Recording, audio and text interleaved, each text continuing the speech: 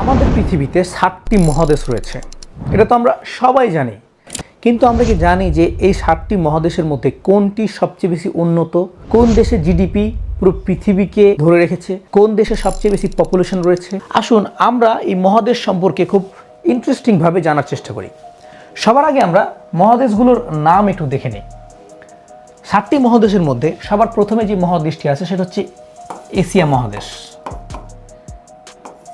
মানে আমরা যে মহাদেশে বাস করি, Bangladesh, India, Pakistan, Myanmar, China, এগুলো হচ্ছে সব এশিয়া মহাদেশের অংশ।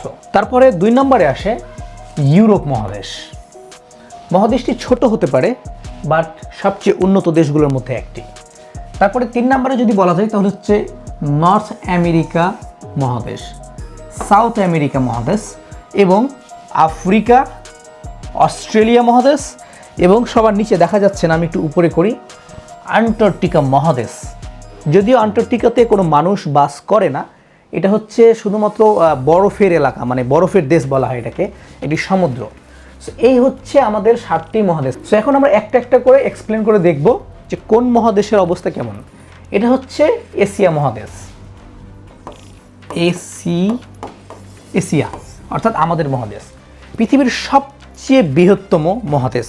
এবং আপনি অবাক হবেন যে পুরো পৃথিবীর প্রায় 36% জিডিপি শুধুমাত্র এশিয়া প্রোভাইড করে।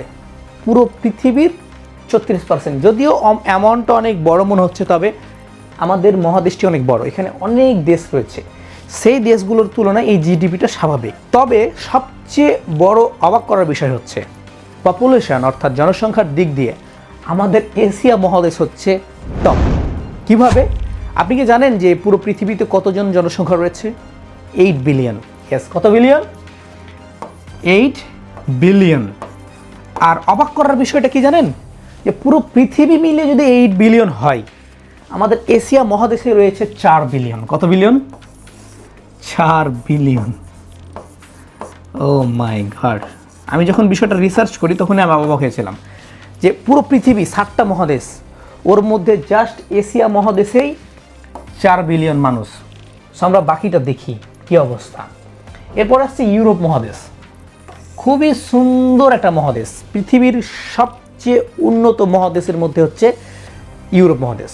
মানে বাপদাদার আমল থেকেই তারা উন্নত।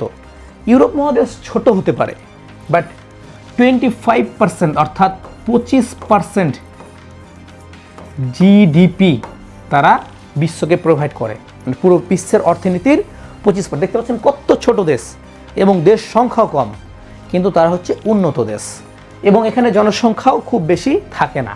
আর এই জনসংখ্যা কমের কারণেই তাদের জিডিপি অনেক বেশি উন্নত হতে পেরেছে, কারণ তাদের জনসংখ্যা কম কিন্তু তারা সবাই দক্ষ কর্মী, তারা স্কিলটাকে বেশি গুরুত্ব দেয়, তারা নতুন নতুন শিক্ষা নিয়ে পড়ে থাকে। আমাদের এশিয়ার মতো যে সোশ্যাল মিডিয়া নিয়ে পড়ে থাকে না, বা ফালতু কাজকর্ম নিয়ে পড়ে থাকে না।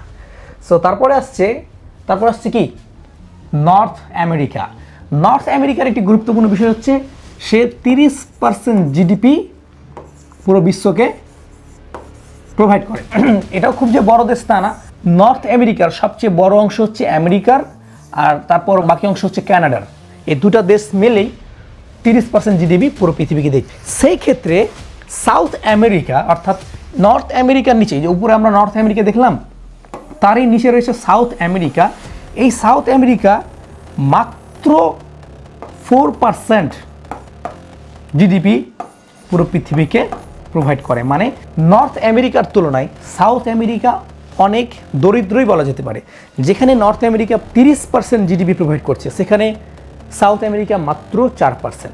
তবে এখানে পপুলেশন যে খুব বেশি আছে তা না, পপুলেশনের দিক থেকেও সাউথ আমেরিকা অনেক পিছিয়ে। নেক্সটে আসবে আফ্রিকা।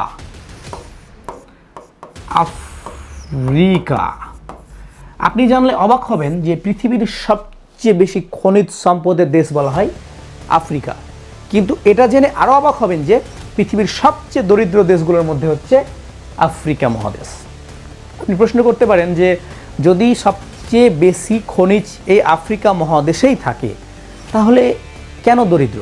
কারণ আফ্রিকার জঙ্গলে বা ফরেস্টে যে সকল খনিজ রয়েছে, তাদের কাছে সেই টেকনোলজি নেই যে তারা সেই খনিজগুলোকে খুঁজে বের করবে।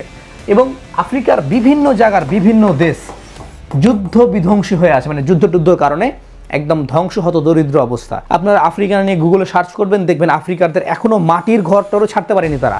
আদি যুগের মানুষ যে ওই যে খড়কুটোর ঘর করে থাকতো বন জঙ্গলে, ঠিক তারা সেই নিয়মেই থাকে। বেশ কিছু জায়গায় শহর রয়েছে, অধিকাংশ জায়গাতে মানুষ গ্রামের মতো সাধারণ জীবনযাপন করে। সো এই হলো আফ্রিকার অবস্থা। তারপরেও আফ্রিকা 3%, কত পার্সেন্ট? 3% জিডিপি প্রোভাইড করে পুরো বিশ্বকে। তারপর আসছে অস্ট্রেলিয়া। কি?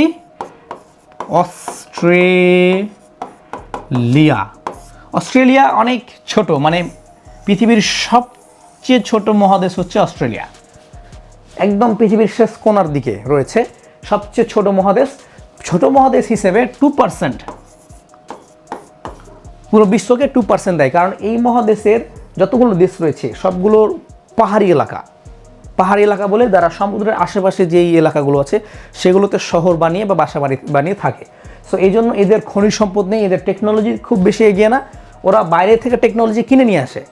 এবং সব শেষমেশ আসছে আন্টার্কটিকা। সো আন্টার্কটিকা একটু নিচের দিকে আছে, আমি একটু উপরে উঠাই। এই যে আন্টার্কটিকাটা, আসলে এখানে কোনো মানুষ বাস করে না, সো এটার জিডিপি নিয়ে কথা বলা ভুল হবে। তবে আন্টার্কটিকা পৃথিবীর জন্য অনেক গুরুত্বপূর্ণ ভূমিকা পালন করে। আন্টার্কটিকা এমন একটি মহাদেশ যেখানে যে বরফগুলো বলা হয় পৃথিবীর ভিট বলা হয়, মানে যখন আমরা বাড়িঘর করি তখন নিচে একটা ভিট করি না, পিলার করি না, আন্টার্কটিকা হচ্ছে পৃথিবীর একটা পিলার। এই আন্টার্কটিকার জন্য পৃথিবী অনেকটা স্ট্যাবলিশ হয়ে দাঁড়িয়ে আছে। সো এখানে কোনো মানুষ নাই, সম্পূর্ণ বরফের পাহাড়, ঠান্ডা সাগর এলাকা। বলা হয় অনেক মিস্টেরিয়াস গল্প, আন্টার্কটিকার সাগরের নিচে নাকি এক প্রকার প্রজাতি আছে, যারা মানুষ থেকে লুকায়িত, মানে এক অবাক করা প্রজাতি, যাদের কাছে উন্নত মানের টেকনোলজি রয়েছে।